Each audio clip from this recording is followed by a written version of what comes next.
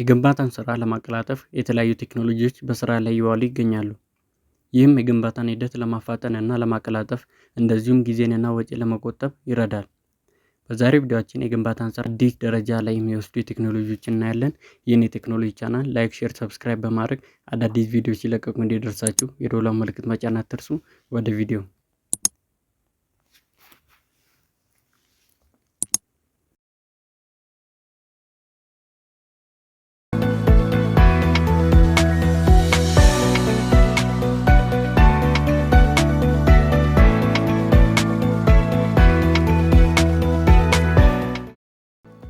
አጉመንትድ ሪያሊቲ ወይም ኤአር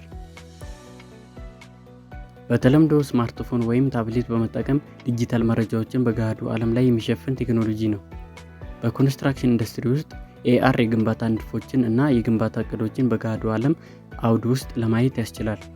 ይህም ባለድርሻ አካላት የተጠናቀቀው ፕሮጀክት እንዴት እንደሚታይ እና ግንባታው ከመጀመሩ በፊት ሊሆኑ የሚችሉ ጉዳዮችን እንዲለይ ያስችለዋል።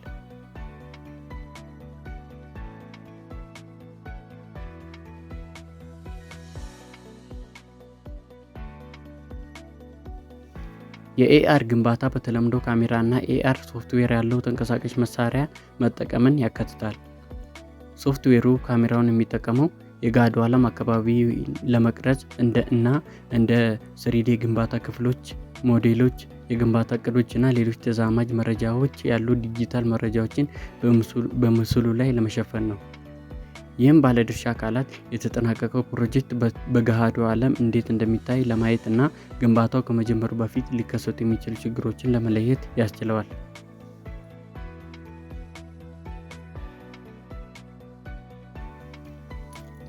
የኤአር ግንባታ የተሻሻለ ትብብርን፣ ስህተቶችን መቀነስ እና እንደገና መስራትን እና ውጤታማነትን ጨምሮ ብዙ ሊሆኑ የሚችሉ ጥቅሞች አሉት። እንዲሁም ሰራተኞች ሊከሰቱ የሚችሉ አደጋዎችን እንዲመለከቱ እና ስራቸውን የበለጠ ውጤታማ በሆነ መንገድ እንዲያቅዱ በመፍቀድ ወጪን ለመቀነስ እና ደህንነትን ለማሻሻል ይረዳል። የኤአር ኮንስትራክሽን በግንባታ ኢንዱስትሪ ውስጥ ታዋቂ የሆነ መጥቷል። እናም ብዙ ኩባንያዎች አሁን የግንባታ ዲዛይኖችን እንደዚሁም የግንባታ እቅዶችን ለማየት የኤአር ሶፍትዌር እየተጠቀሙ ነው። ቴክኖሎጂው እየዳበረና እየተሻሻለ በሄደ መጠን ህንፃዎችና መሰረተ ልማቶች የምንቀርጽበት፣ የምንገነባበትና የምናስተዳድርበት መንገድ የመቀየር አቅም አለው። ፕሪፋብሪኬሽን ኮንስትራክሽን ወይም የቅድመ ዝግጅት ግንባታ ሞዱላር ኮንስትራክሽን በመባል ይታወቃል። በፋብሪካ ወይም በወርክሾፕ ውስጥ ከቦታው ውጪ ያሉ መዋቅሮችን የመገንባት ሂደት ሲሆን ከዚያም የተጠናቀቁትን ክፍሎች ወደ ግንባታ ቦታ በማጓጓዝ ይረዳል። ይህ ሂደት እንደ ግድግዳዎች፣ ወለሎችና ጣሪያዎች ያሉ ሙሉ የግንባታ ሞጁሎችን ማምረት ወይም እንደ መስኮቶች፣ በሮችና የኤሌክትሪክ ስርዓቶች ያሉ የቀድሞ የተሰሩ ክፍሎችን ማቀናጀትን ያካትታል።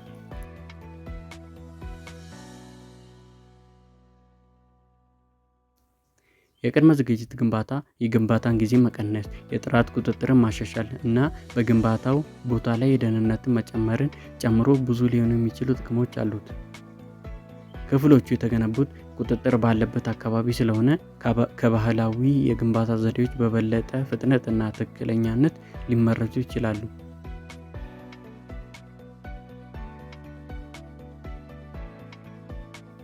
በተጨማሪም በቅድሚያ የተገነቡ አካላትን መጠቀም ብክነትን ሊቀንስና አካባቢው ላይ ያሉ ተጽዕኖ ሊቀንስ ይችላል። የቅድመ ግንባታ በተለይ ለተደጋገሙ የህንፃ ዲዛይኖች ተስማሚ ነው። ለምሳሌ ባለብዙ ክፍል የመኖሪያ ህንፃዎች ወይም ሆቴሎች ተመሳሳይ ክፍሎች ለብዙ ክፍሎች ሊጠቀሙባቸው ይችላሉ። ነገር ግን ለተጨማሪ መዋቅሮች ማለትም እንደ ሆስፒታሎች እና ትምህርት ቤቶች ጥቅም ላይ ሊውል ይችላል። ይህም የተገነቡ አካላትን መጠቀምን የግንባታ ጊዜን ለመቀነስ እና በአካባቢው ማህበረሰብ ላይ የሚደርሰውን መቆራረጥን ለመቀነስ ይረዳል።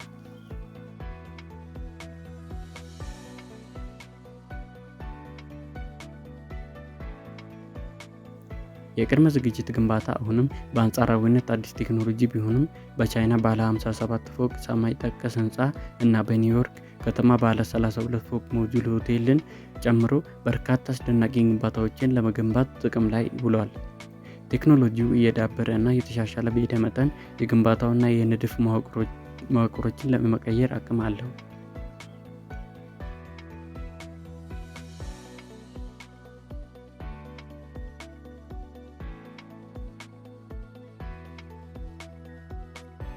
ቢልዲንግ ኢንፎርሜሽን ሞዴሊንግ BIM ወይንም የህንፃ መረጃ ሞዴል ስለ አካላዊና ተግባራዊ ባህሪያቱ መረጃን የሚያካትት የህንፃ ወይም መዋቅር ዲጂታል ውክልና ነው።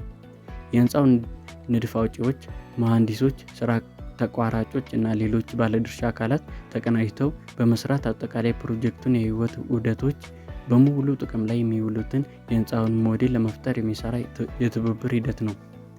BIM ሶፍትዌር የህንፃውን ባለ 3D አምሳያ ለመፍጠር ያስችላል። ይህም ንድፉን በአይነ ህሊናችሁ ለመሳልና ግንባታው ከመጀመሩ በፊት ሊፈጠሩ የሚችሉ ችግሮችን ለመለየት ያስችላል። ሞዴሉ የተለያዩ ሁኔታዎችን ለመምሰል እና የህንፃውን አሰራር በተለያዩ ሁኔታዎች ለመፈተሽ ጥቅም ላይ ሊውል ይችላል።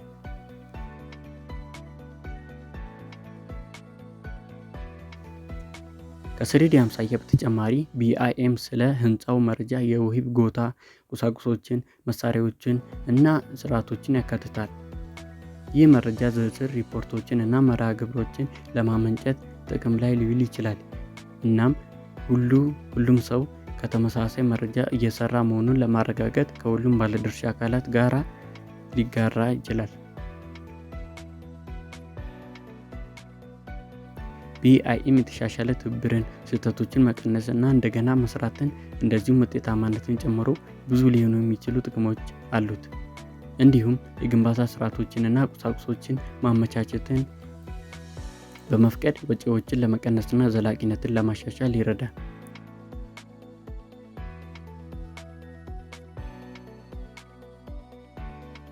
BIM በግንባታ ኢንዱስትሪ ውስጥ በጣም ተወዳጅ እየሆነ መጥቷል። እናም ብዙ አገሮች አሁን በህዝባዊ ፕሮጀክት ላይ BIM መጠቀም ይፈልጋሉ። ቴክኖሎጂው የዳበረና የተሻሻለ በሄደ መጠን ህንፃዎችና መሰረተ ልማቶች የምንቀርጽበት፣ የምንገነባበትና የምናስተዳድርበት መንገድ የመቀየር አቅም አለው።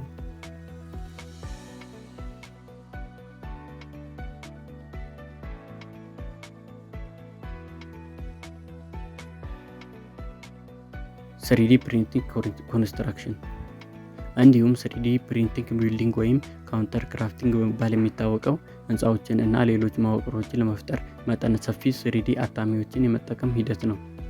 ይህ ቴክኖሎጂ ወጪን በመቀነስ ቅልጥፍናን በማሳደግ እና በባህላዊ የግንባታ ዘዴዎች ሊደረስባቸው የሚከብዱ ወይም የማይቻሉ ዲዛይኖችን በመፍጠር የኮንስትራክሽን ኢንዱስትሪውን የመቀየር አቅም አለው።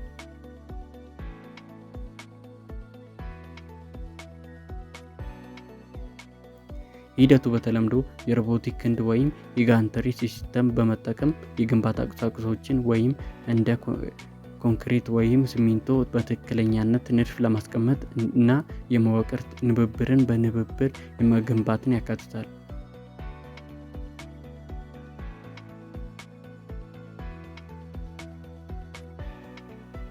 ሂደቱ በራስ ሰር ሊሰራ ይችላል። ይህም የሰው ጉልበት ፍላጎትን ይቀንሳል እናም የፍጥነት እና ትክክለኛነት ይጨምራል። የ3D ማተሚያ ግንባታ ብዙ ሊሆኑ የሚችሉ ጥቅሞች አሉት።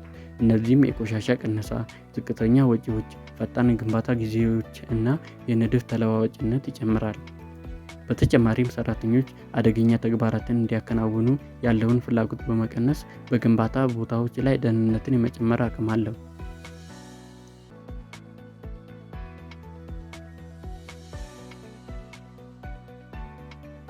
የ3D ማተሚያ ግንባታ በአሁን በአንጻራዊነት አዲስ ቴክኖሎጂ ቢሆንም ቤቶችን፣ ድልድዮችን እና በቻይና ውስጥ ባለ 5 ፎቅ አፓርትመንት ህንፃን ጨምሮ በርካታ አስደናቂ መዋቅሮችን ለመፍጠር ቀደም ሲል ጥቅም ላይ ዋለ ነው። ቴክኖሎጂው እየዳበረ እና የተሻሻለ በሄደ መጠን የግንባታና የንድፍ መዋቅሮችን የመቀየር አቅም አለው።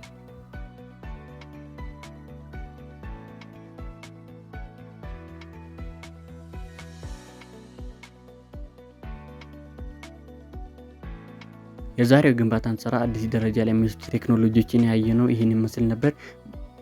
እንድሰራላችሁ የምትፈልጉትን ቴክኖሎጂ በኮሜንት መስጫው ላይ አስቀምጡልኝ። እንደዚሁም ያላችሁን ሀሳብና አስተያየት በኮሜንት መስጫው ላይ አስቀምጡልኝ።